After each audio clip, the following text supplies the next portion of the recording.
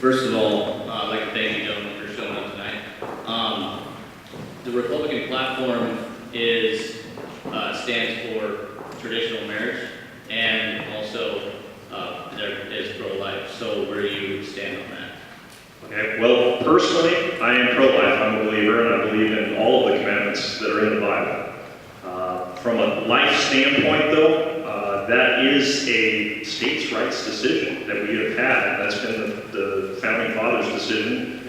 It wasn't until Roe versus Wade that it became a federal mandate that forced its way down upon the states and overrode the states' rights in that regard. I am against federal funding for abortions simply because I think that's a violation of your religious rights to have to pay for something like that you consider to be a sin. I agree, and I think it's a violation of your First Amendment right to have to pay for it. With regards to gay marriage, I'm actually opposed to that as well. I think our federal law as it currently stands is, Defense of Marriage Act, and that is what the federal law is, and that's what it should remain. If the states choose to make a different decision, again, that is the state's right.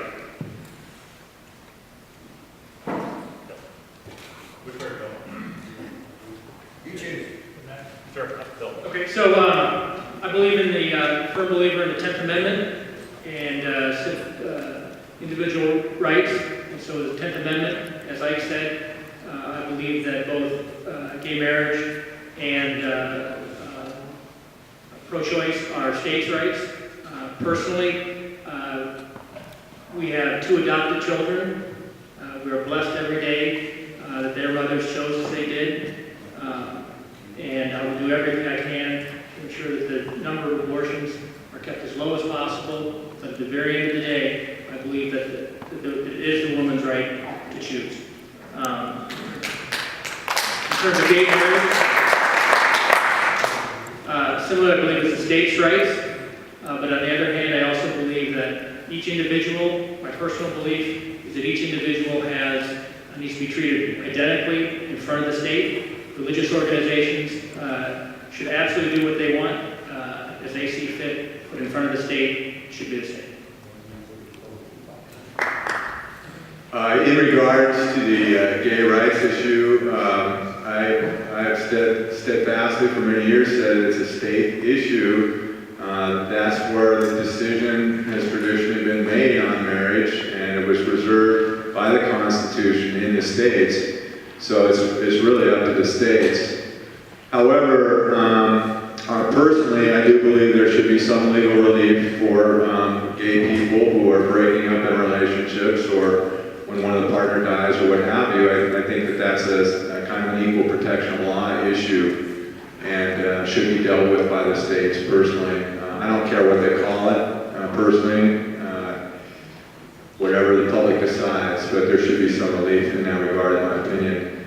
In regards to abortion, that one is a very big issue in the sense that I believe that it's a public policy issue and I'm against it. However, that belongs to the states as well.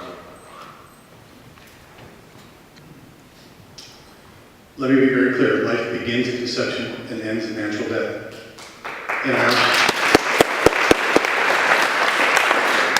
And I also believe that marriage should be between one man and one woman. When it comes to policy, yeah, you can say that these are states' rights, but I can tell you also that in taking my oath to the Constitution, I also have the right to amend the Constitution or submit an amendment to it. So while this nation has been divided for so long over this and the courts have been stuck in it, I'm willing to support and put forward an amendment to define life as beginning at conception and ending after death. I'm also willing to support an amendment to the Constitution that would define marriages between one man and one woman to take it away from the political morass the court morass that we currently have. And then finally, I would just say this, just because I can say that doesn't mean that I won't protect your constitutional right to live the life behind your closed doors the way that you want to. God gave me the freedom to live my life and choose Him whether or not I'm not going to enforce it upon you. So, thank you very much.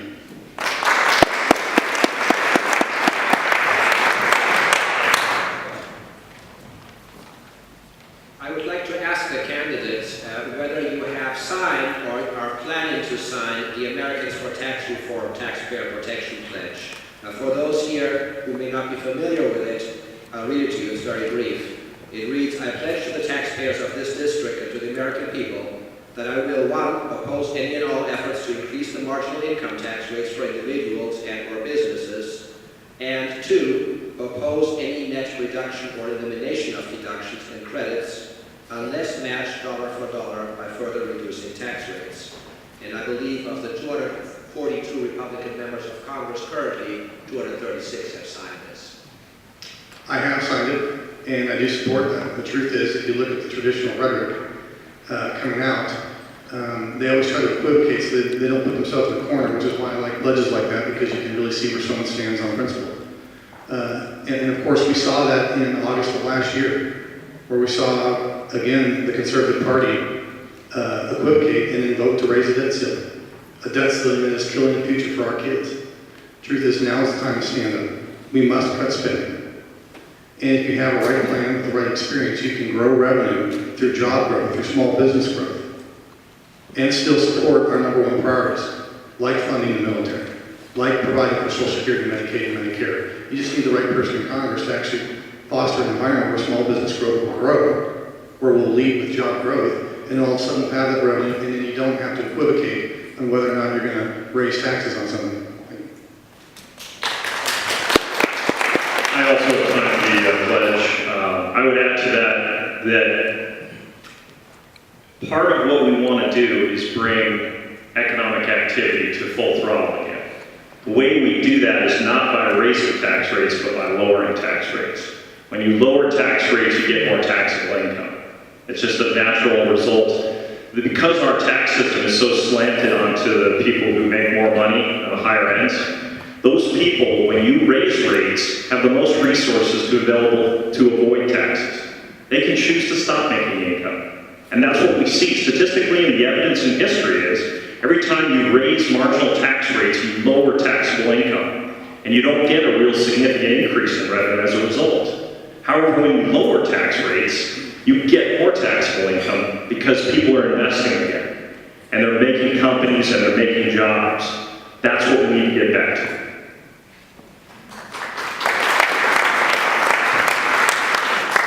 I have not signed the pledge, and I won't sign the pledge.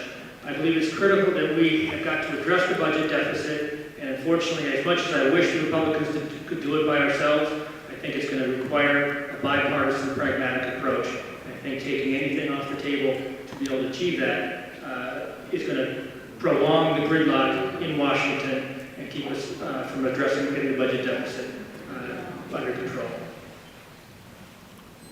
Well, I signed the pledge in April, and I would point out, though, the pledge is somewhat meaningless when the government continually, every day, every hour, every minute, depreciates the value of the dollars in your wallet. That is a form of tax.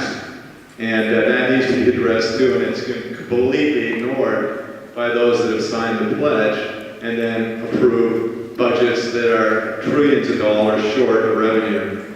So to be realistic, Kai, I think we need to include that in the pledge as well.